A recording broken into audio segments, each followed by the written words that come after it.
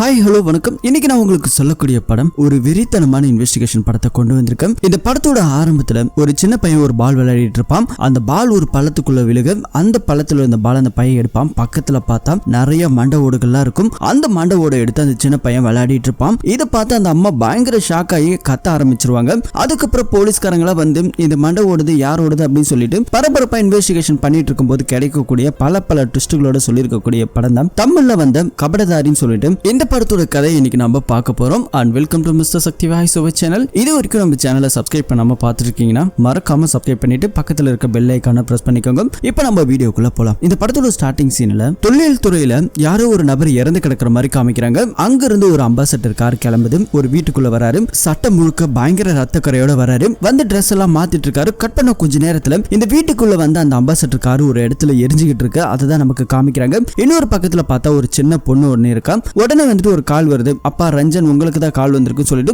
ஒரு போலீஸ்காருக்கு ஒரு தகவல் கிடைக்குது. அப்படியே கட் பண்ணா கொஞ்சம் வருஷத்துக்கு அப்புறம் நமக்கு காமிக்கிறாங்க. நம்ம ஹீரோவை காமிக்கிறாங்க. நம்ம ஹீரோ பேரு சக்தி. சோ சக்தியை பொறுத்த வரைக்கும் பாத்தீங்கன்னா ஒரு கிரைம் பிரான்ச்ல வேலை பார்க்கணும்னு சொல்லிட்டு ரொம்ப ஆசை. ஆனா இப்போ ஒரு இருக்கிறது ஒரு டிராபிக் எஸ்ஐயா தான் இருக்காரு. சோ அதனால வந்துட்டு அப்பப்ப வந்துட்டு இந்த வேலை எல்லாம் பிடிக்காது. ஹீரோக்கு பிடிச்ச வேலையை இந்த கிரைம் பிரான்ச்ல ஒர்க் பண்ணணும் அப்படிங்கறதா. இதுக்காக நிறைய தடவை போயிட்டு கேட்பாரு. ஆனா இந்த இடத்துல நீ இருக்கணும் அப்படிங்கிற மாதிரி எல்லாம் சொல்லிட்டு இருக்காங்க. இப்படி நம்ம ஹீரோக்குன்னு வந்துட்டு ஒரு ஆம்பிஷன் இருக்கு. சின்ன பசங்களோட அப்பப்ப போயிட்டு விளையாடுறது, அவங்களுக்கான நிதி கொடுக்கறது அப்படின்னு சொல்லிட்டு இந்த ஆதரவற்ற குழந்தைகள் எல்லாம் பாதுகாத்துக்கிறதுன்னு சொல்லிட்டு இப்படி ஒரு நல்ல மனுஷன் இருக்கு. அப்பா அம்மா ஊர்ல இருக்காங்க. நிறைய தடவை நம்ம ஹீரோக்கு வந்துட்டு பொண்ணெல்லாம் பார்த்து இந்த பொண்ணு போய் பாருப்பா அந்த பொண்ணு போய் பாருப்பா அப்படின்லாம் சொல்லுவாங்க. ஆனா நம்ம ஹீரோக்கு பொறுத்த வரைக்கும் எந்த பொண்ணுமே செட் ஆகல. எல்லாம் பேசுவாங்க. அதுக்கப்புறம் செட் ஆகலன்னு சொல்லிட்டு விட்டுட்டு போயிடுவாங்க. இது ஒரு பக்கம் அப்படி நடந்துகிட்டு இருக்கு. இன்னொரு பக்கத்துல ஒரு அம்மாவை காமிக்கிறாங்க. இந்த அம்மா வந்துட்டு இந்த ரோடு எல்லாம் வேலை செய்வாங்க இல்லையா, அந்த இடத்துல வந்துட்டு குடிசை போட்டு தங்கி இருக்காங்க. அந்த சின்ன பையன் இவங்களோட அம்மாவோட பையன் வந்துட்டு பால் எல்லாம் விளையாடிட்டு இருக்கான். அந்த பால் ஒரு பள்ளத்துக்குள்ள விழுந்துருது. அந்த பால் எடுக்கிறதுக்காக இந்த சின்ன பையன் அந்த பள்ளத்துக்குள்ள இறங்க அந்த பால் எடுத்துட்டு திரும்பும் போது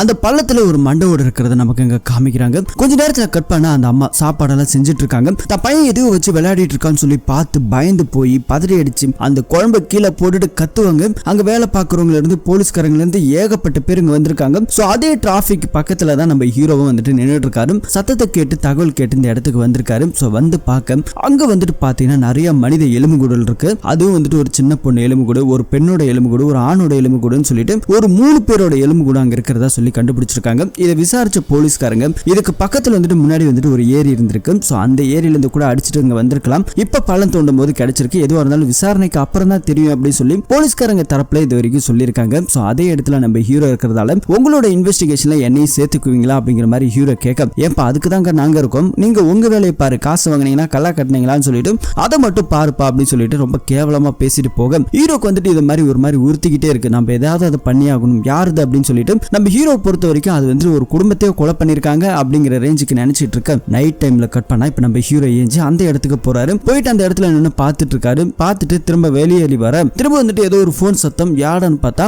அங்க ஒரு நபர் குமார் சொல்லிட்டு ஒருத்தர் இருக்காரு. யாருன்னு சொல்லிட்டு கூப்பிட்டு விசாரிக்கும் போது தான் தெரியுது இந்த நபர் ஒரு ரிப்போர்ட்டராம். சோ இதுல ஏதாவது தகவல் கிடைக்கும் சொல்லி தான் இவர் நைட் டைம்ல இங்க வந்திருக்காரு. நம்ம வேற போலீஸ் இல்லையா, ஐடி கார்டு எல்லாம் பிடிங்கி வச்சுட்டு நாளைக்கு காலைல பாத்துக்க, எதுவும் இருந்தாலும் ஆபீஸ்ல வந்து வாங்கிக்கன்னு சொல்லிட்டு ரொம்பவே வந்துட்டு கொஞ்சம் ராங்கா ஓவரா பேச ஆரம்பிச்சிட்டாரு நம்ம ஹீரோ. இப்ப அடுத்த நாள் காலையில அங்க இருக்கக்கூடிய நம்ம ஹீரோக்கு மேல இருக்க அதிகாரிகளா கூப்பிட்டு, ஏப்பா உனக்கு என்ன வேலை கொடுத்தா நீ என்ன வேலை செஞ்சிருக்குன்னு சொல்லிட்டு ஒரு நியூஸ் பேப்பரை காமிக்கிறாங்க. அந்த நியூஸ் பேப்பர் தான் வந்துட்டு அந்த ரிப்போர்ட் இருந்தார் இல்லையா, அவர் வந்துட்டு என்ன சொல்லிட்டாருன்னா ஆள் பற்றாக்குறை காரணமா வந்துட்டு இந்த போலீஸ்காரங்களா டிராபிக் போலீஸ் எல்லாம் வச்சு இன்வெஸ்டிகேஷன் பண்றாங்கன்னு சொல்லி ரொம்ப தப்பா வந்துட்டு நியூஸ் பேப்பர்ல விட்டுருக்காங்க. அங்க இருக்க மேல நம்ம ஹீரோ பிடிச்சி பயங்கரமா திட்டாரு. இன்னொரு தடவை அந்த மாதிரி பண்ணாத, பண்ணினா பெரிய பிரச்சனை ஆயிடும் பாத்துக்க அப்படின்னு சொல்லிட்டு இது ஒரு பக்கம் போயிட்டு இருக்க. அங்க அந்த ரிப்போர்ட்டர் நமக்கு காமிக்கிறாங்க. சில பேர் வந்து அவர் அடிச்சு காசுக்காக கேட்டு ஏதோ பண்ணிருக்காரு. மனுஷன் நிறைய இடத்துல கடன் வாங்கியிருக்கான் போல, திருப்பி சரியா கொடுக்கல. அதனால வந்து இவர் அடிச்சு போட்டு போக ஹீரோக்கு வந்துட்டு இந்த ஆள் மேல பயங்கர கடுப்பு இருக்கு இல்லையா. அதனால ஹீரோ என்ன பண்றாருன்னா இவரை அடிக்கலாம் சொல்லிட்டு கிளம்பி வந்து பார்த்தா ஆல்ரெடி அடி வாங்கிட்டு உட்காந்துருக்காரு. அதுக்கப்புறம் கூட்டிட்டு போயிட்டு இந்த டீ ஷாப்ல உட்காந்து 2 பேர் அப்படியே பேசிட்டு இருக்கும் போது இவர் வந்துட்டு ஒரு ரிப்போர்ட்டர் நிறைய கடன் வாங்கிட்டேன் அதனாலதான் என்ன அடிச்சிட்டாங்க அப்படின்னு சொல்லி இது ஒரு பக்கம் போயிட்டு இருக்க. பப்பு வந்துட்டு ஓவரா ஆயிடுச்சு, குடிச்சிருக்காங்க. அதுக்கப்புறம் நம்ம ரிப்போர்ட்டரை வீட்டுல விட்டு போலான்னு சொல்லிட்டு வீட்டுக்கு போற வழியில கொஞ்ச நேரத்துல இறங்கி ஒரு போஸ்டர் பார்த்து பயங்கரமா திட்டுறாரு. நீ எல்லாம் வந்துட்டு நாட்டை திருத்த போறீடா அப்படின்னு சொல்லி இதை வந்துட்டு பேசிட்டு இருக்காரு. அதுக்கப்புறம் அங்கிருந்து வந்துட்டு நம்ம ஆளு கூட்டிட்டு வந்து வீட்டுல விடுறாரு. இந்த ரிப்போர்ட்டருக்கு பாத்தீங்கன்னா ஒரே ஒரு பொண்ணு தான். அவளை வந்துட்டு கொஞ்சம் வேலையை பார்த்துட்டு அப்படியே கிடைக்கிற காசு வச்சு குடும்பத்தை ஓட்டிட்டு இருக்காரு. அடிக்கடி வந்துட்டு அப்பாக்காரு இப்படிதான் குடிச்சிட்டு வருவாரு, கடன்காரனுக்கு பயந்து ஓடிடுவாரு. இதெல்லாம் ஒரு பக்கம் அப்படியே போயிட்டு இருக்கு. கடைசியா போகும்போது இந்த இறந்த எலும்புக்கூட பத்தி வந்துட்டு ஏதாவது தகவல் கிடைக்கும், நான் வந்துட்டு ஏதாவது தரேன் அப்படின்னு சொல்லிட்டு தான் போயிருப்பாரு குமார். அடுத்த நாள் காலையில வந்து அந்த இடத்துல கிடைச்ச அந்த 3 எலும்புக்கூடு இருக்கு இல்லையா, சோ அந்த எலும்பு கூட ஃபாரன்சிக்ல வச்சு செக் பண்ணியிருக்காங்க. ஃபாரன்சிக்ல வச்சு செக் பண்ணும்போது ஒரு ஆணோட எலும்பு கூட ஒன்று இருக்கும், ஒரு பெண்ணோட எலும்பு கூட, இவங்களுக்கு பிறந்த குழந்தையோட ஒரு எலும்பு கூட. கிட்டத்தட்ட வயசுன்னு பாத்தீங்கன்னா ஆணுக்கு ஒரு 30ல இருந்து 32, பெண்ணுக்கு ஒரு 28ல இருந்து ஒரு 30 இருக்கும். அந்த சின்ன குழந்தை இருக்கு இல்லையா, அதுக்கு வந்துட்டு ஒரு 8ல இருந்து ஒரு 10 வயசு ஒரு பெண் குழந்தையா இருக்கும் அப்படிங்கிற மாதிரி இதெல்லாம் வந்துட்டு ஒரு பக்கம் அப்படியே போயிட்டு இருக்கும். இதுல கண்டுபிடிக்க கூடியது இன்னொரு ஷாக்கிங்கான விஷயம் என்னன்னாக்கா,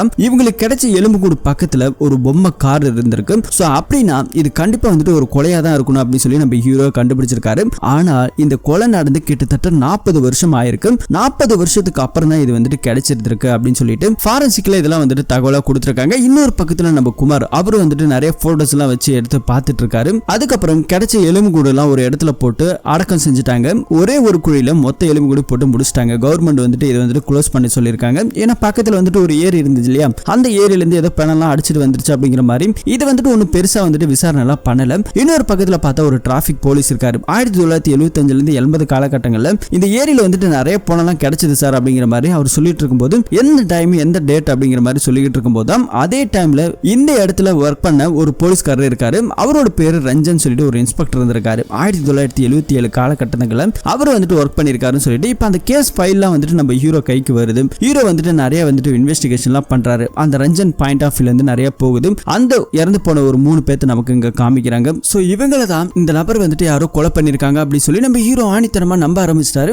அதுக்கப்புறம் அடுத்த நாள் காலையில குமார் வீட்டுக்கு போறாரு. குமார் வீட்டுக்கு போனா அந்த பொண்ணு இருக்கு. பயங்கரமா அப்பா வந்துட்டு திட்டிட்டு இருக்காங்க. அதுக்கப்புறம் அப்பா கிட்ட போயிட்டு விசாரிக்கும் போது அவர் சில விஷயங்கள்லாம் சொல்ல ஆரம்பிக்கிறாரு. அந்த டைம்ல தடவியல் துறையில நிறைய வந்துட்டு கொலை நடந்துச்சு. அந்த கொலையை விசாரிச்சது ரஞ்சன் சொல்லிட்டு ஒரு இன்ஸ்பெக்டர். அந்த கேஸ் ஃபைல் எல்லாம் வந்துட்டு திரும்ப நம்ம குமார் நம்ம ஹீரோ கையில கொடுக்க திரும்ப அந்த கேஸ் ஃபைலான டீட்டெயிலாம் வந்துட்டு இப்ப படிக்க ஆரம்பிக்கிறாங்க. படிச்சதுல இவங்களுக்கு நிறைய தகவல் எல்லாம் கிடைச்சிருக்கு. அந்த தகவலின் அடிப்படையில் வந்து பாத்தீங்கன்னா சம்பத்னு சொல்லிட்டு ஒருத்தர் இருந்திருக்கிறாரு. வயசு 32, தடவியல் துறையில வந்துட்டு இருந்திருக்கிறாரு. இவங்க கூட வந்துட்டு சுரேஷ் சொல்லிட்டு 2 பேர். இவங்க 2 பேருக்கும் சேர்ந்து ஒரு இடத்துல வந்துட்டு செக் பண்ணிட்டு இருக்கும்போது அங்க வந்துட்டு ஒரு புதையல் கிடைச்சிருக்கு. அந்த புதையலோட மதிப்பு கிட்டத்தட்ட 90 லட்சத்துக்கான அன்னைய காலகட்டத்துக்கான மதிப்பா இருந்திருக்குது. அதை வந்துட்டு டெல்லிக்கு அனுப்பணும். ஆனா அனுப்புறதுக்கு ஒரு பிரச்சனைகள்லாம் இருந்திருக்குது. ஒரு 2 நாள் ஆகும், ஏன்னா எலெக்ஷன் டைம் அப்படிங்கிற மாதிரி கொஞ்சம் டிலே பண்ணிருக்காங்க. இதுதான் வந்து பிரச்சனையா இருந்திருக்குது. சோ அதுக்காக கொஞ்ச நாள்ல பார்த்தா அந்த சுரேஷ் வந்துட்டு காணாம போயிட்டாரு. சம்பத்து அந்த தடவல் துறை அந்த இடத்துல வந்துட்டு இறந்து போயிருக்காரு. கிடைச்ச புதையல் 90 லட்சம் மதிப்பு இல்லையா, அந்த புதையல் இது வரைக்குமே கிடைக்கல. அது எங்க போச்சு, யார்கிட்ட இருக்கு அப்படிங்கிறது தெரியல. ஆனா கடைசியா சுரேஷ்ன்றவர் காணாம போயிட்டாரு. இப்ப கிடைச்சிருக்கு இல்லையா அந்த எலும்புக்கூடு, இந்த 3 எலும்புக்கூடோட சுரேஷோட ஃபேமிலி அப்படிங்கிறது தெரிய வருது. அப்படின்னா இதுக்கு இடப்பட்ட கேப்ல வேற ஏதோ ஒன்று நடந்திருக்கு, இந்த புதையலுக்காக ஏதோ நடந்திருக்கு அப்படிங்கிற மாதிரி சொல்லிட்டு இப்போ வந்துட்டு பயங்கரமா விசாரணை ஆரம்பிக்கிறாரு. இப்ப ஃபர்ஸ்ட் இந்த சுரேஷ் இருக்கார் இல்லையா, அவர் தானே காணாம போனாரு. அவரோட வீட்டுல வந்துட்டு யாரெல்லாம் ஒர்க் பண்ணாங்க அப்படிங்கிற மாதிரி சொல்லி விசாரிக்க ஆரம்பிக்கிறாங்க. அப்படி விசாரிக்கும் போது அவங்களோட வீட்டுல ஒரு 2 பேர் ஒர்க் பண்ணிருக்காங்க. ஒன்னு வந்துட்டு லேடி சமையல் வேலை எல்லாம் பார்த்துட்டு இருக்காங்க. அவங்க பேரு சாந்தி. இன்னொருத்தவங்க பேரு நாயுடு. இவங்க வந்துட்டு வீட்டுல இருக்கக்கூடிய சின்ன சின்ன வேலையெல்லாம் பார்த்துட்டு இருக்கக்கூடிய ஒரு சின்ன பையன். இவங்களுக்கு 2 பேருக்கு மட்டும் விசாரிக்க ஆரம்பிக்கிறாங்க. அப்படி இவங்கள்ட்ட விசாரிக்கும் போது எங்களுக்கு அது தெரியாது, வழக்கம் போல வந்துட்டு வீட்டுல வந்துட்டு காஃபி கேட்டாரு. அப்படி நான் காலையில காஃபி எடுக்கும்போது கதவெல்லாம் திறந்துச்சு, ஆளே காணா அப்படிங்கிற மாதிரி சொல்லிக்கிட்டு இருக்கேன். இன்னொரு பக்கத்துல அந்த நாயுடுன்னு சொல்லிட்டு வேலைக்கார பையன், ஏன்னா அந்த பையன் தான் 24 மணி நேரம் அவங்க கூடவே இருப்பான். அந்த பையன் கிட்ட விசாரிச்ச ரஞ்சன் அவன் என்ன சொல்லியிருக்கானா, நேத்து நைட்டே வந்துட்டு எல்லா துணிமணியும் எடுத்து வைங்க, நாங்க ஊருக்கு போனோம் அப்படிங்கிற மாதிரி சொல்லியிருக்காங்க. சோ அதுக்கப்புறம் தான் இந்த நாயுடு பையன் எல்லா துணிமணியுமே பேக் பண்ணியிருந்திருக்காங்க. அதுக்கப்புறம் அவங்க குடும்பத்தோட மிஸ்ஸிங் ஆனாங்க, எங்க போனாங்க என்ன ஆனாங்க அப்படிங்கிற மாதிரி தெரியலன்னு சொல்லிட்டு அந்த பையனும் சொல்லியிருக்கான். அன்னைய காலகட்டத்தில் காணாம போன சுரேஷோட சொந்தக்காரங்க கிட்ட விசாரிச்சாலும் பேங்க்ல இருக்கக்கூடிய அக்கௌண்ட்ல இருந்த ஒட்டுமொத்த பணத்தையும் எடுத்துக்கிட்டு அக்கௌண்ட்டை க்ளோஸ் பண்ணிட்டு போயிருக்காங்க அப்படிங்கிற மாதிரி அங்க வேலை பார்க்கறவங்க ஒருத்தவங்க சொல்லியிருக்காங்க. இவரோட பாயிண்ட் ஆஃப் வியூல இதெல்லாம் நடந்திருக்கு. அதுக்கப்புறம் இறந்து போன சம்பத் இருக்கார் இல்லையா, அவரை பத்தி விசாரிக்க ஆரம்பிச்சிருக்காங்க. சம்பத்துக்கு 10 வருஷமா இருந்திருக்க ஒரே ஒரு நபர் தான் கார் டிரைவர். சோ அந்த கார் டிரைவரை விசாரிக்கும் போது கடைசியா வந்துட்டு சுரேஷும் சம்பத்தும் பேசிக்கிட்டாங்க. அப்படி பேசிட்டு இருக்கும்போது நீ வந்துட்டு நீங்க சீக்கிரமா வீட்டுக்கு போயிடு, நான் வந்துட்டு சுரேஷ் கூட போய்க்கிறேன் அப்படின்னு சொல்லி சம்பத் சார் சொன்னாரு. அதனால நான் காரை விட்டுட்டு அங்கிருந்து கிளம்பி வந்துட்டேன். மற்றபடி அதுக்கப்புறம் என்ன நடந்துச்சுன்னு தெரியல. ஆனா அடுத்த நாள் காலையில அந்த காரு ஒரு மரத்துக்கு கீழே வந்துட்டு எரிஞ்ச நிலையில கிடைச்சது. அதுல ஒரு கத்தியும் கிடைச்சது அப்படிங்கிற மாதிரி போலீஸ்காரங்க சொல்லிதான் எனக்கு தகவலே தெரியும் அப்படிங்கிற மாதிரி அவர் ஒரு பக்கம் சொல்ல, இன்னொரு பக்கத்துல இந்த சுரேஷ் இருக்கார் இல்லையா, அவர் வீட்டுல வந்துட்டு ஒரு வேலைக்காரன் ஒருத்தர் இருந்திருக்கிறான். அந்த வேலைக்காரனை கேட்கும் போது அவன் ஒரு ஸ்டேட்மெண்ட் என்ன சொல்லியிருக்காருன்னா, சுரேஷோட சட்டையில வந்துட்டு பயங்கர ரத்தக்கரையோட வந்தாரு, அதை நான் தூரத்துல இருந்து பார்த்தேன். அதுக்கப்புறம் கொஞ்ச நேரத்துல வீட்டுல லைட் எல்லாம் ஆஃப் ஆயிடுச்சு. என்ன ஆச்சு ஏதாச்சுன்னு சொல்லிட்டு இவர் வந்துட்டு இந்த வாட்ச்மேனும் ஒரு லைட் எடுத்துட்டு உள்ள போய் என்ன நடக்குது அப்படிங்கிறதுக்காக பார்க்கலான்னு போயிருக்காரு. போன இவரோட தலையில யாரோ பலமா தாக்கியிருக்காங்க. அதுக்கப்புறம் ஹாஸ்பிட்டல்ல சேர்த்திருக்காங்க யாரும். சோ யாரு சேர்த்தாங்க, என்ன நடந்துச்சு அப்படின்னு சொல்லிட்டு ஒரு ஒரு விஷயம் கூட இவருக்கு ஞாபகமே இல்லையா. சோ இது நடந்திருக்கு. அதுக்கப்புறம் பாத்தீங்கன்னா நம்ம ஹீரோ அவரோட பாயிண்ட் ஆஃப் என்ன நடந்திருக்குன்னா, ஒருவேளை சம்பத்தை கொலை பண்ணிட்டு அங்க இருக்கிற 90 லட்சம் மதிப்புள்ளான அந்த நகை பணத்தெல்லாம் எடுத்துக்கிட்டு சுரேஷ் தப்பிச்சு போயிருக்கணும் அப்படிங்கிற மாதிரி நினைச்சாலும் இப்ப சுரேஷோட எலும்பு கூட எல்லாம் வந்துட்டு 40 வருஷத்துக்கு அப்புறம் தான் கிடைச்சிருக்கு. அப்படின்னா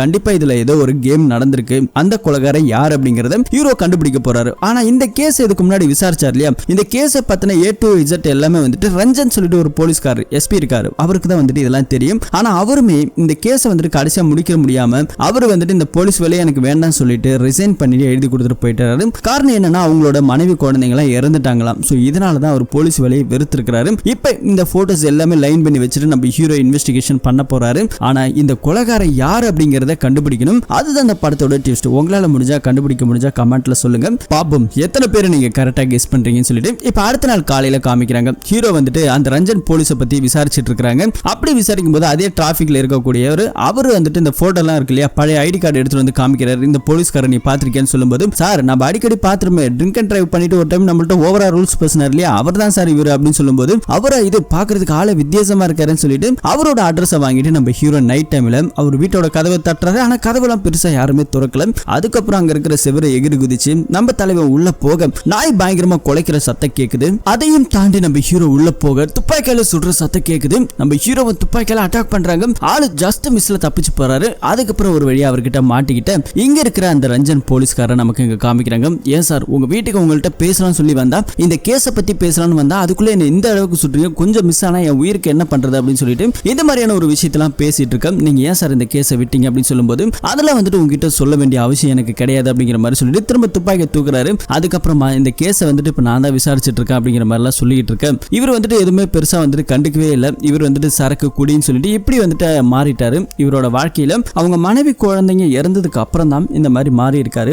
வாழ்க்கையை வெறுத்து போயிட்டாரு. உங்களால முடிஞ்சா இந்த கேஸை திரும்ப ரீஓபன் பண்ணலாம் அப்படின்னு சொல்லிட்டு இவர் பேசிட்டாங்கிறது கிளம்பி போறாரு. இப்படி ஒவ்வொரு நாள் வந்துட்டு அந்த கேஸுக்கான டீட்டெயிலாம் வந்துட்டு நம்ம ஹீரோ அந்த ஆளுக்கு போலீஸ்காருக்கு வந்துட்டு கொடுத்துட்டே இருக்காரு. அடிக்கடி வீட்டுக்கு வராரு. இப்படி எல்லாம் ஒரு பக்கம் அப்படியே போயிட்டு இருக்கு. இன்னொரு பக்கத்தில் நம்ம ஹீரோவால நிம்மதியா தூங்க முடியல. இந்த கேஸ் என்னவா இருக்கும், யாரா இருக்கும் அப்படின்னு சொல்லிட்டு இது ஒரு பக்கம் நடந்துகிட்டே இருக்கு. இங்க இருக்கிற நம்ம ரஞ்சனை காமிக்கிறாங்க. அவங்க மனைவி வந்துட்டு நைட் டைம்ல அவங்களுக்கு ஒரு நினைவு மாதிரி வராரு. வந்து இந்த கேஸை வந்துட்டு இத்தனை வருஷத்துக்கு அப்புறம் திரும்ப உங்ககிட்ட வருது அப்படின்னா அதுக்கு வந்துட்டு ஒரு காரணம் இருக்கு இல்லையா. அந்த சின்ன பையன் அவன் வந்துட்டு இந்த கேஸ் ஏதோ ஒரு குடும்பம் வந்துட்டு இறந்து போச்சுன்னு விட்டுட்டு போகாம இதுக்கு பின்னாடி யார் இருக்காங்க அவங்களோட முகத்தை வெளியே கொண்டு வரணும்னு சொல்லிட்டு இவ்வளவு போராடிட்டு இருக்கான். நாங்க இறந்துட்டோம்னு சொல்லி நீங்க உங்க போலீஸ் வேலையை விட்டுட்டீங்க, எங்களை நினைச்சுக்கிட்டு நீங்க இத்தனை வருஷம் இருக்கிறீங்க, இதுல எந்த பிரயோஜனமும் கிடையாது. நீங்க வந்துட்டு இவ்வளவு நாள் உயிரோட இருக்கிறதுக்கு காரணமே ஒருவேளை நீங்க விட்ட கேஸை நீங்களே ஆரம்பிக்கணும் அப்படிங்கிறதுக்காக கூட இருக்கலாம். நீங்க கண்டிப்பா இதை வந்துட்டு இன்வெஸ்டிகேஷன் பண்ணுங்க அப்படிங்கிற மாதிரி சொல்லி அவங்களோட நினைவுகள் இவர்கிட்ட பேசுற மாதிரி தெரியுது. அடுத்த நாள் காலையில ஒரு கால் ஒன்று வருது. அந்த கால் அட்டன் பண்ணி பார்க்க நம்ம ஹீரோக்கு ஒரு பயங்கர சந்தோஷமாயிடுச்சு.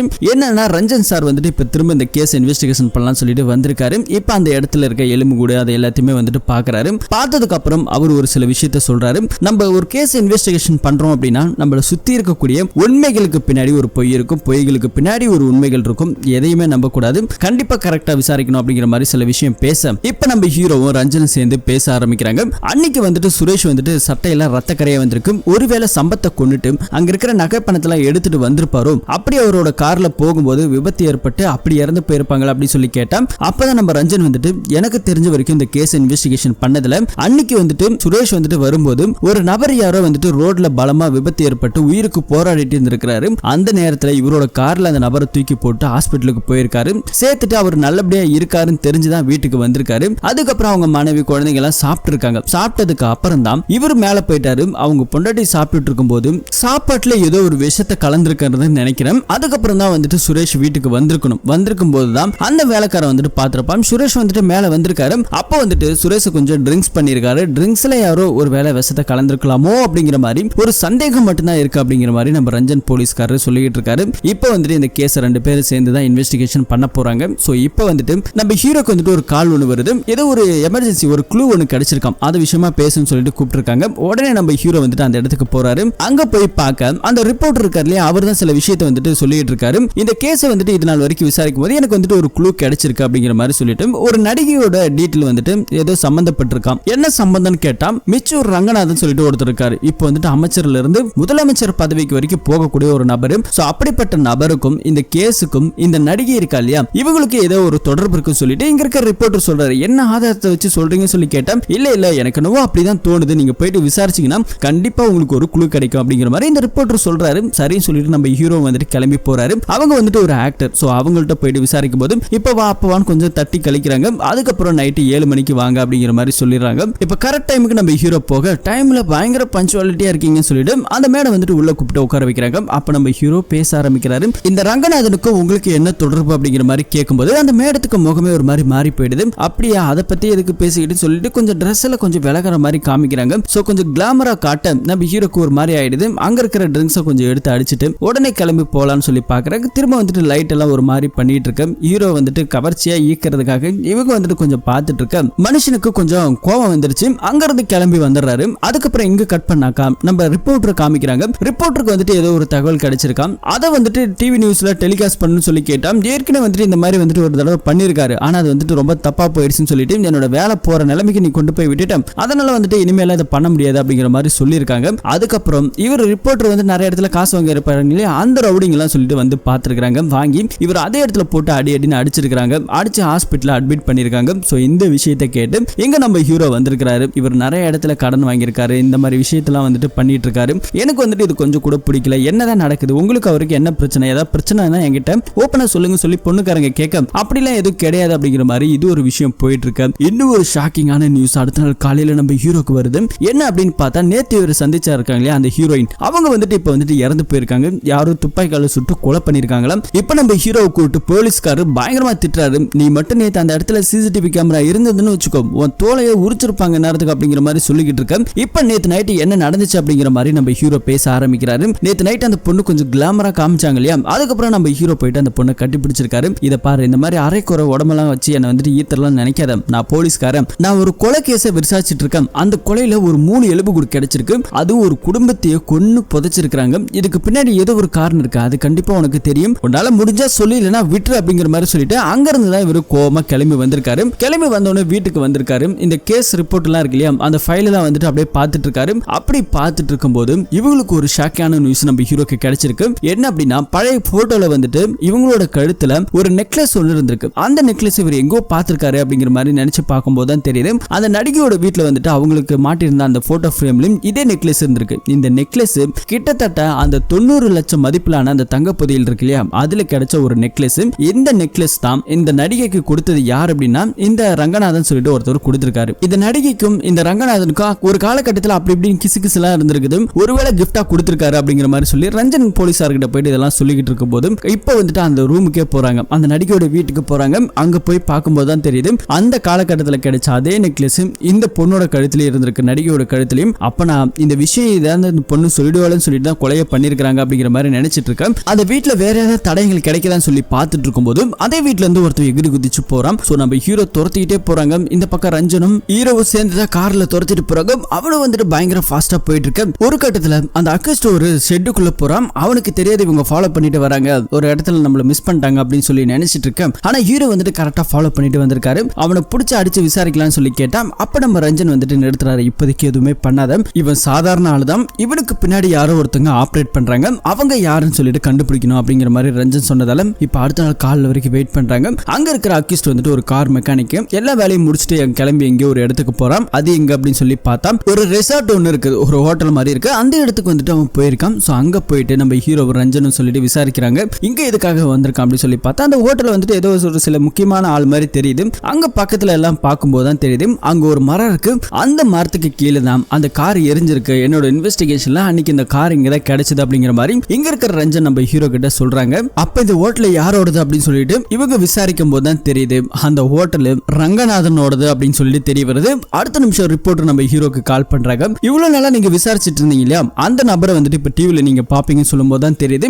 எலெக்ஷன்லாம் முடிஞ்சு இப்ப சிஎம் கேண்டிடேட்டுக்கா ஜெயிச்சிருக்காரு. சோ அதே ரங்கநாதன் தான், அவருக்கு சொந்தமான ஹோட்டல் தான் இது. அவர் தான் இந்த அக்யூஸ்ட் ஒருத்தன் தப்பிச்சு போனா பாருங்க கார்ல, அவனை ஆப்ரேட் பண்றதா ஆளு. அப்போ இந்த நடிகையை கொலை பண்ண வச்சதும் இவனா தான் இருக்கணும். அப்படின்னா இந்த சுரேஷை கொலை பண்ணி இந்த மாதிரியான பிளான் எல்லாம் பண்ணது இந்த ரங்கநாதனுக்கு ஏதோ ஒரு பங்கு இருக்கு. இதுக்கு பின்னாடி ரங்கநாதன் தான் முக்கியமான காரணமா இருக்குன்னு சொல்லிட்டு இவங்களோட டீம் கண்டுபிடிச்சாச்சு. அப்பதான் நம்ம ஹீரோ போயிட்டு அந்த ரிப்போர்ட்டர்கிட்ட கேட்கிறாரு, இந்த விஷயம் எல்லாம் வந்துட்டு எப்படி உங்களுக்கு தெரியும், நீங்க வந்துட்டு அந்த காலத்துல பத்திரிகையில இருந்தீங்கல்ல அதனால தெரியுமான்னு சொல்லி கேட்டா, ஆமா சார், அந்த நடிகை வந்துட்டு ஒரு காலத்துல ரொம்ப ஹை ஹைல இருந்தாங்க. அப்ப வந்துட்டு நம்ம ரங்கநாதனுக்கு அவங்களுக்கு கொஞ்சம் கிசு கிசுலாம் இருந்தது. அந்த நிறைய கிஃப்ட்ஸ் எல்லாம் கொடுத்துருக்காரு. அந்த கிஃப்ட்ல தான் வந்துட்டு அந்த செயினும் கொடுத்துருக்காரு, நெக்லஸ் மாதிரி அப்படிங்கிற மாதிரி இந்த ஒரு விஷயத்துல சொல்லிட்டு இருக்காங்க. இன்னொரு பக்கத்துல பார்த்தா இங்க நம்ம ரஞ்சன் இருக்கார் இல்லையா, அவர் வந்துட்டு கார்ல போயிட்டு இருக்கும்போது அந்த அக்யூஸ்ட் வந்துட்டு பாக்குறான், இந்த கிழவன் தானே அன்னைக்கு நம்மள துரத்திட்டு வந்தான்னு சொல்லிட்டு ஒரு பக்கம் வந்துட்டு அவனை ஃபாலோ பண்ணிட்டு போக, இன்னொரு பக்கத்துல நம்ம ஹீரோ இருக்கார் இல்லையா, அவர் எங்க கிளம்பி போறாருன்னா இந்த ரங்கநாதன் இருக்கார் இல்லையா, அவர் வந்துட்டு இப்ப சிஎம் ஆக போறாரு. அதனால அவர் வாழ்ந்த அந்த பழைய வீடு ஒன்று இருக்கு, அந்த வீட்டுல நாங்க போலீஸ்காரங்க அவர் வந்துட்டு நாளைக்கு வந்துட்டு இங்க பார்க்க போறாரு, அதனால வீடு எல்லாம் சேஃப்டியா இருக்கா அப்படின்னு சொல்லிட்டு இதே விஷயத்தை பாக்குறத வந்திருக்காங்க. அவங்க வீட்டுல ஏகப்பட்ட போட்டோஸ் இருக்கு. அந்த போட்டோஸ்ல மாட்டிருக்க பழைய போட்டோல சிலுவை, இந்த கிறிஸ்துவ சம்பந்தப்பட்ட படங்களா நிறைய இருக்கு அப்படின்னு சொல்லிட்டு நம்ம ரஞ்சனுக்கு வந்துட்டு போன் பண்ணி நம்ம ஹீரோ சொல்றாரு. அப்படி அப்படின்னு சொல்லிட்டு அது யாருன்னு எனக்கு தெரிஞ்சிருச்சு, புரிஞ்சிருச்சுன்னு சொல்லிட்டு அங்கிருந்து கிளம்புறாரு கார் எடுத்துட்டு. அப்படி கிளம்பும் போதுதான் காருக்கு பின்னாடியே அந்த அக்யூஸ்ட் இருக்கான். சோ அவன் என்ன சொல்றான்னா, ஏன் பெருசு உனக்கு இந்த காலத்துல இதெல்லாம் தேவையா, ஒழுங்காயத்தோட நிறுத்திடு, இல்லனாக்கா நீ மேல போயிடுவா அப்படிங்கிற மாதிரி சொல்லி மிரட்டிட்டு கிளம்புறாரு. அடுத்த நிமிஷம் அந்த அக்யூஸ்ட் நேரா நம்ம ரங்கநாதனுக்கே போன் பண்றாரு. சோ சிஎம் இருக்கவரு அவருக்கு கால் பண்ணி, கொஞ்ச நேரம் இரு, பொறுமையா இரு, நான் சிஎம் பதவியில உட்கார்ற வரைக்கும் உட்கார்ந்ததுக்கு அப்புறம் அவளை எல்லா கதையும் முடிச்சிடலாம் அப்படிங்கிற மாதிரி இது ஒரு பக்கம் பிளான் போயிட்டு இருக்கு. இப்ப சிஎம் வந்துட்டு மக்களை பாக்குறதுக்காக அவங்க வீட்டுக்கு நிறைய பேர் வந்திருக்காங்க. அதே இடத்துல நம்ம ரஞ்சனும் போயிட்டு நிக்கிறாரு. ரஞ்சன் வந்துட்டு நேரா வந்துட்டு ஒரு பேரை தான் சொல்றாரு. சோ அந்த பேரை கேட்ட உடனே அங்க இருக்கிற ரங்கநாதனை மிரண்டு போறாரு. அது என்ன பேர் அப்படின்னு சொல்லி பாத்தீங்கன்னா பெர்னாண்டஸ் அப்படின்னு சொல்லிட்டு கூப்பிடுறாரு நம்ம ரஞ்சன். சோ இந்த பேரை சொன்னோடனே அங்க இருக்கிற சிஎம்க்கு அப்படியே அதிர்ந்து போறாரு, ஒரு மாதிரி ஷாக் ஆகுறாரு. நம்ம ரஞ்சனை பார்த்து ஒரு மாதிரி இருக்கிறாரு. அதுக்கப்புறம் அங்க இருக்கிற சிஎம் அந்த அக்யூஸ்ட் கிட்ட காமிக்கிறாங்க. அந்த அக்யூஸ்டும் அதே இடத்துல தான் இருக்கான். இந்த வயசான கிழவன கதையை முடிச்சிடு அப்படிங்கிற மாதிரி சொல்லிட்டாரு. இப்ப ஃபாலோ பண்ணிட்டே போறாரு. நம்ம ரஞ்சன் ஒரு இடத்துல இருக்காரு. ரஞ்சன் வந்துட்டு நேரா போன் பண்ணி நம்ம ஹீரோ கிட்ட எல்லாத்தையும் சொல்றாரு. பெர்னாண்டஸ் தான் அவனோட உண்மையான பேரு. அந்த பேரை நான் சொல்லி கூப்பிட்டோன்னே அவனுக்கு ஒரு மாதிரி ஆடி போயிட்டான். இவனுக்கு பின்னாடி தான் ஏதோ ஒரு விஷயம் இருக்குது, அது என்ன அப்படிங்கறத நம்ம தெளிவா கண்டுபிடிக்கணும் அப்படிங்கிற மாதிரி இங்க இருக்கிற ரஞ்சன் சொல்லிட்டு இருக்காரு. இன்னொரு பக்கத்துல வெளியே நம்ம அக்யூஸ்ட் வந்துட்டு ரெடியா இருக்கான். அந்த கிழவரை நம்ம ஆள ரஞ்சனை போட்டு தள்ளுறதுக்காக. அப்படி அடியாளுங்களை கூட்டிட்டு வரும்போது அடியாள் அந்த வீட்டுக்குள்ள துப்பாக்கி எடுத்துட்டு போகிற அந்த சமயத்துல நம்ம ரஞ்சன் துப்பாக்கி எடுத்துட்டு பயங்கரமா சுட ஆரம்பிக்கிறாரு. எல்லாம் தெரிச்சு ஓட ஆரம்பிக்கிறாங்க. ஒரு கட்டத்துல நம்ம அக்யூஸ்ட் நம்ம ரஞ்சனை லாக் பண்றாரு. லாக் பண்ணி ஒரு இடத்துக்கு இழுத்துட்டு போறாரு. இன்னொரு பக்கத்துல கட் பண்ணா நம்ம ரிப்போர்ட் இருக்காரு இல்லையா, அவரை போயிட்டு பாக்குறாங்க. இந்த ரங்கநாதனால உங்க உயிருக்கு ஆபத்து இருக்கும், பேசாம இங்க இருந்து டிஸ்சார்ஜ் வாங்கிட்டு என் கூட கிளம்பி வந்துருங்க, நான் சொல்ற வரைக்கும் வெளியெல்லாம் போகாதீங்கன்னு சொல்லிட்டு அந்த குமார் ரிப்போர்ட்டர் கூப்பிட்டு நம்ம ஹீரோ கிளம்பி போறாரு. இன்னொரு பக்கத்துல இந்த ரவுடிங்க நம்ம சிஎம் எல்லாம் பிளான் பண்றாங்க. அந்த ரிப்போர்ட்டர் ஒருத்தர் இருக்கான், அவன் கதையை முடிச்சிருங்க, இந்த ரிப்போர்ட்டர் இந்த கிளவை எல்லாம் தூக்கிட்டு வந்து என்கிட்ட வைங்க அப்படிங்கிற மாதிரி சொல்லிட்டு இருக்க. ரிப்போர்ட்டர் வீட்டுக்கு போயிட்டு விசாரிச்சா அவர் வந்துட்டு ஹாஸ்பிட்டல்ல இருக்காங்க சொல்றாங்க. ஹாஸ்பிட்டல்ல போயிட்டு விசாரிச்சாலும் ஆளு டிஸ்சார்ஜ் பண்ணிட்டு கிளம்பிட்டாங்க சொல்றாங்க. இப்போ வந்துட்டு பார்த்தா நம்ம ரஞ்சன் மட்டும் தான் மாட்டிருக்காரு. ரஞ்சன் கிட்ட இப்ப நம்ம சிஎம் வந்து பேச ஆரம்பிக்கிறாங்க.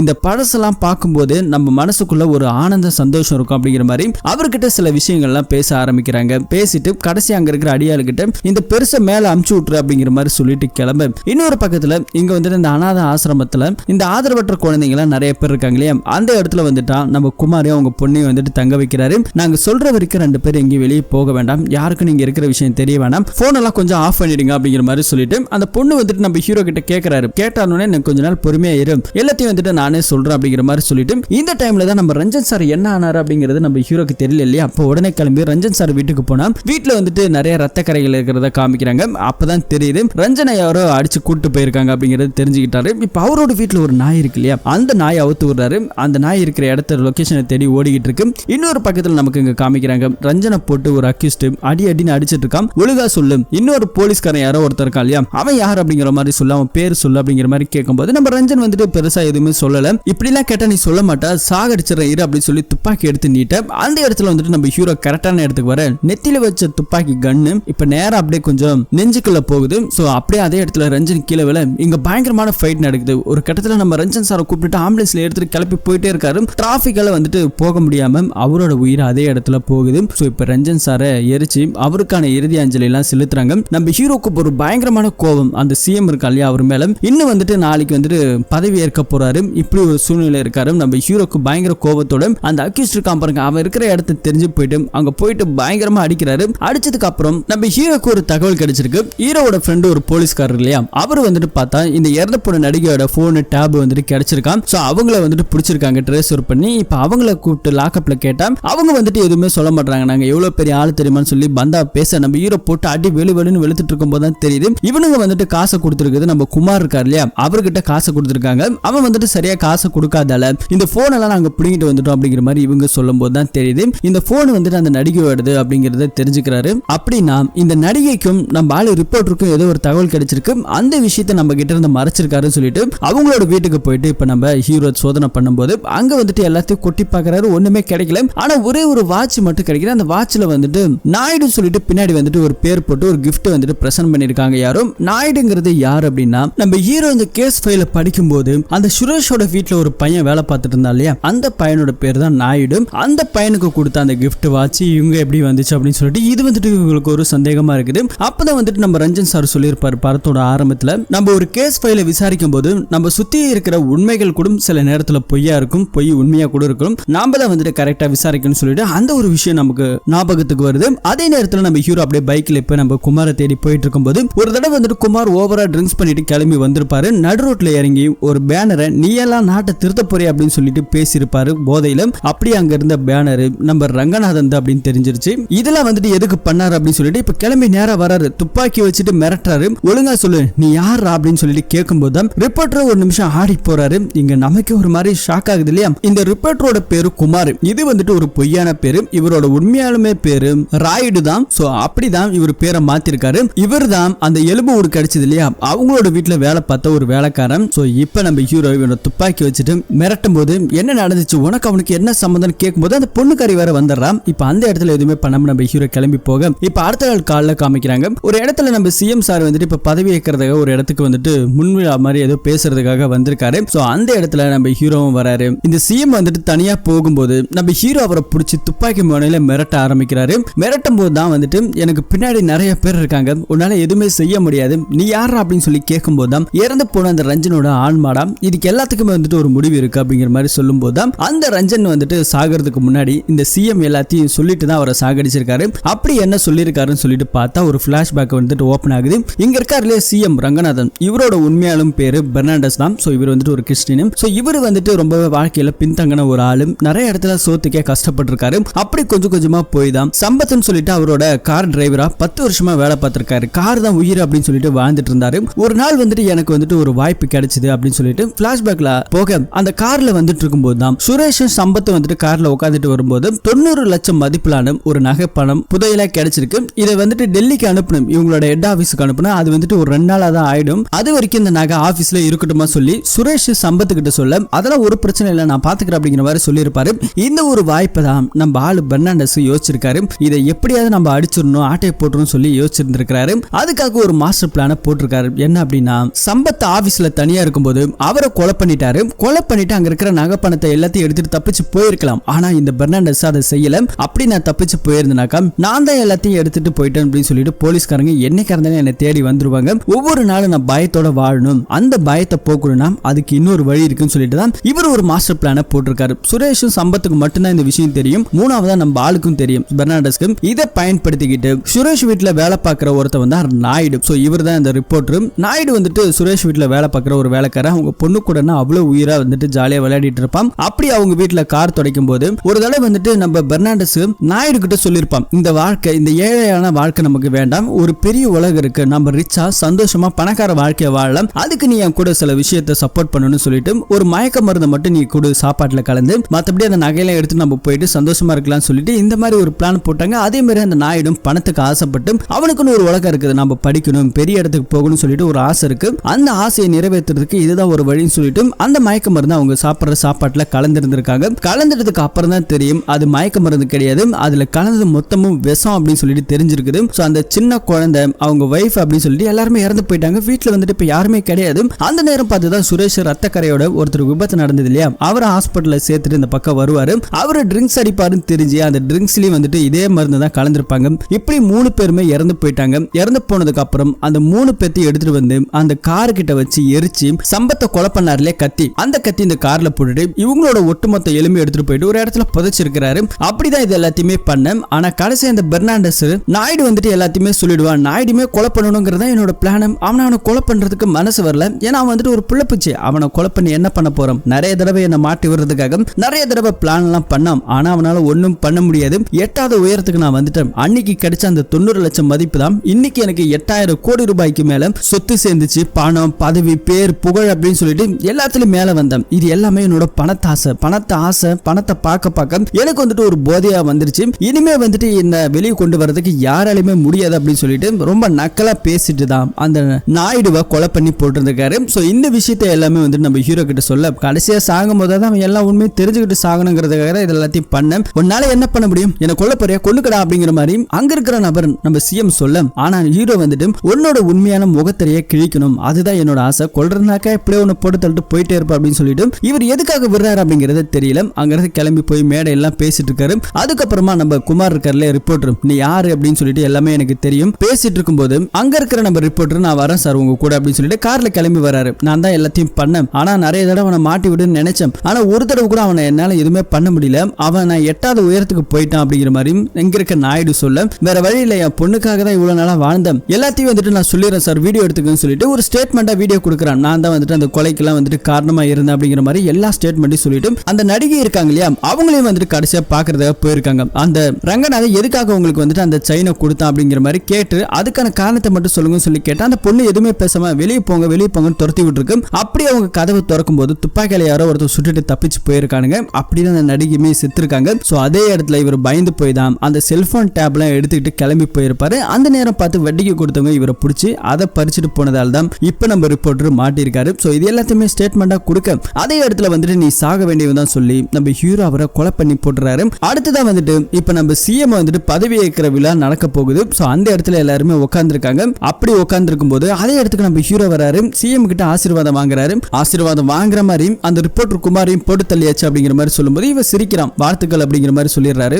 இப்ப நம்ம ஹீரோ கீழே நிக்கும் போது ஹீரோவே போட்டு தள்ள சிஎம் பிளான் பண்ணிட்டாரு. ஹீரோ கூட்டத்துல நிக்கும் போது ஹீரோவை போட்டு தள்ள பக்கத்துல பிளான் பண்ணி துப்பாக்கியோட ஒருத்தர் நிக்கிறான். சோ இப்ப அதே இடத்துல ஹீரோ மேல கை தூக்கி சிஎம் வாழ்க அப்படிங்கிற மாதிரி கத்தும் போது அவருக்கு ஒரு மாதிரி ஒண்ணு ஷாக் ஆகுது. ஒரு மாதிரி தொண்டையெல்லாம் கவுது. என்னடான்னு பார்த்தா பொத்துன்னு அதே இடத்துல விழுகிறாரு. நம்ம ஹீரோ சிரிக்கிறாரு. யாருன்னு பார்த்தா அந்த கூட்டத்துல நம்ம ஆளு ரிப்போர்ட்டர் தாங்க. நம்ம ஹீரோ வந்துட்டு அவரை சுடல. சோ ஹீரோ அவரை சுடாததுக்கு காரணமே அது எல்லாமே நானே சரி பண்றேன் அப்படிங்கிற மாதிரி சொல்லிட்டு தான் அவர் குடிக்கிற அந்த பானத்துல எப்படி ஆரம்பத்துல விஷ மருந்தை கலந்தாரோ அதே மாதிரி விஷ மருந்தை கலந்திருக்கிறாரு. கலந்துட்டு அதே விஷ மருந்து அந்த ரிப்போர்ட்டர் கொஞ்சம் குடிச்சிருக்கிறாரு. நான் பண்ண பாவத்துக்கு இதுதான் பரிகாரம் சொல்லிட்டு அந்த கூட்டத்துல இருந்து நம்ம ஹீரோவும் இந்த ரிப்போர்ட்டர் கிளம்பி வராங்க. வாங்க ஹாஸ்பிட்டல் போலாம் சொல்லி கூப்பிட, ஆனா அதே இடத்துல அவரோட உயிர் போகுது. சோ அந்த கடைசியா வந்துட்டு அந்த வாட்சை வந்துட்டு அந்த சுரேஷ்ங்கிறத இவருக்கு கிஃப்டா கொடுத்திருக்காரு. வாழ்க்கையில எப்பவுமே வந்துட்டு நம்ம எது சரி நினைக்கிறோமோ அதை மட்டும் தான் பண்ணணும், தப்பான முடிவுகளை போகக்கூடாது அப்படிங்கிற மாதிரி சொல்லி அந்த வாட்சை வந்துட்டு கிஃப்ட் பண்ணிருப்பாரு. அதை யோசிச்சு பார்த்துட்டு அவர் இறந்து போக இப்ப இறந்து போன விஷயத்த அவங்க பொண்ணுகிட்ட சொல்ல நடந்த எல்லா கதையுமே சொல்லி தான் சொல்றாரு நம்ம ஹீரோ. அவங்களுக்கே மனசு ரொம்ப கஷ்டமாகுது. இப்போ நம்ம சிஎம் பத்தி இருக்கிற எல்லா ஃபுட்டேஜுமே எடுத்துட்டு போயிட்டு நியூஸ்ல வந்துட்டு கொடுக்குறாங்க. இந்த 4 பேர் ஒரு 40 வருஷத்துக்கு முன்னாடி இறந்து போன எல்லா கொலைகளுக்குமே காரணம் இந்த சிஎம் தான். இப்ப அவருமே இறந்து போயிட்டாரு. இந்த கேஸுக்கான காரணமும் முடியுது. சோ நம்ம ஹீரோ வந்துட்டு தரமா விசாரிச்சிருக்காரு. அதுக்கப்புறம் அவங்களுக்கான நல்லடக்கம் எல்லாத்தையுமே செய்யறாங்க. அந்த இறந்து போனாங்க இல்லையா சுரேஷ் அவங்களோட குடும்பத்துக்கு ஹீரோ இறுதி அஞ்சலி எல்லாம் செலுத்திட்டு இருக்காரு. அப்படியே நமக்கு இன்னொரு சீனை காமிக்கிறாங்க. இந்த சுரேஷ் வந்துட்டு போயிட்டு இருக்கும்போது ரோட்ல ஒருத்தர் அடிபட்டு இருப்பாரு. அவரை தூக்கிட்டு வந்து ஹாஸ்பிட்டல்ல சேர்த்திருப்பாரு. சேர்த்ததுக்கு அப்புறம் அவர் உயிருக்கு எதுவும் பிரச்சனை இல்லை அப்படின்னு சொல்லி கேட்டா இல்ல உயிருக்கு எதுவும் பிரச்சனை இல்லை, நல்லா இருக்காரு, சேஃபா இருக்காரு, நீங்க கரெக்டான டைமுக்கு வந்துட்டு சேர்த்துட்டீங்க அப்படின்னு சொல்லிட்டு டாக்டர் அந்த சுரேஷுக்கு நன்றி சொல்லியிருப்பாரு. அதுக்கு வந்துட்டு அவருக்கு கையில இருந்த பணத்தெல்லாம் கொடுக்குறாங்க. இதுக்கு எதுக்குங்க பணம், நீங்க கொடுக்குற பணம் ரொம்ப அதிகங்க நான் செஞ்ச வேலைக்குன்னு சொல்லி டாக்டர் சொல்லும்போது ஒரு உயிர் விலை மதிப்பற்றது, அதை விடவே இது கம்மி தான் அப்படிங்கிற மாதிரி சொல்லிட்டு அந்த பணத்தை சுரேஷ் நல்ல மனசோட கொடுத்துட்டு போயிருக்காரு. ஒரு நபரை ரோட்ல கடந்தவரை தூக்கிட்டு போய் ஹாஸ்பிட்டல்ல சேர்த்து அதுக்கு பணமும் கொடுத்துட்டு போயிருக்காரு இந்த நல்ல மனுஷன். சோ அப்படிப்பட்ட நல்ல மனுஷனை கொண்டு இருக்கிறாரு இல்லையா. இப்ப அதே இடத்துல நம்ம ஹீரோக்கு ஒரு போன் கால் வருது. அவங்க அப்பா தான் பேசுறாரு. பேசும்போது தான் வந்துட்டு இந்த மாதிரி நான் ஒரு குட் நியூஸோட வீட்டுக்கு வரப்பான்னு சொல்லியிருக்காரு. இங்க படத்தோட இன்னொரு பயங்கரமான ட்விஸ்ட நமக்கு காமிக்கிறாங்க. என்னடான்னு பார்த்தா ஹீரோ அப்பா பேசிட்டு போனை கட் பண்ணும்போது அவரோட கையில வந்துட்டு ஒரு பச்சை குத்தி இருக்கும், ஜெகதாம்பாள் அப்படின்னு சொல்லிட்டு. இதே டாட்டோ தான் நம்ம சுரேஷ் அந்த ரோட்ல அடிபட்டு கடந்த ஒரு ஹாஸ்பிட்டல்ல சேர்த்தாரு இல்லையா, அவரோட கையிலுமே சேம் டாட்டோ. சோ நம்ம ஹீரோவோட அப்பா தான் அன்னைக்கு ரோட்ல அடிபட்டு கடந்திருப்பாரு. அவரை காப்பாத்துறது நம்ம சுரேஷ். சோ சுரேஷ் மட்டும் அன்னைக்கு காப்பாத்தலாம், இன்னைக்கு நம்ம ஹீரோவே இருந்திருக்க மாட்டாரு, இந்த கேஸை விசாரிச்சிருக்க மாட்டாரு. இறந்து போன அந்த சுரேஷோட குடும்பத்துக்கும் இறுதி அஞ்சலி யாரும் செலுத்திருக்க முடியாது. அவர் பண்ண நல்லது இன்னைக்கு அவரே வந்து சேர்ந்திருக்கு அப்படிங்கிற மாதிரி சொல்லிட்டு இந்த படத்தோட ஸ்டோரியை முடிக்கிறாங்க. கடைசி நம்ம ஹீரோ வந்துட்டு அவர் ஆசைப்பட்ட மாதிரியே கிரைம் பிரான்ச்சுக்கு ஷிஃப்ட் ஆயிட்டாரு. இந்த ஒரு குட் நியூஸோட தான் வீட்டுக்கு போறாரு. படத்தோட கதையை முடிக்கிறாங்க. இந்த படத்தோட கதைலாம் எப்படி இருக்கு, ட்விஸ்ட் எல்லாம் எப்படி இருந்துச்சுன்னு சொல்லி கமெண்ட்ல நீங்க சொல்லுங்க. இது மாதிரியான இன்ட்ரெஸ்டிங்கான கதையை தெரிஞ்சுக்கணுமா மறக்காம நம்ம மிஸ்டர் சக்தி வாய்ஸ் ஓவர் சேனலை சப்ஸ்கிரைப் பண்ணி சப்போர்ட் பண்ணுங்க. மீண்டும் ஒரு நல்ல படத்தோட கதையில திரும்பவும் சந்திப்போம். தேங்க்யூ.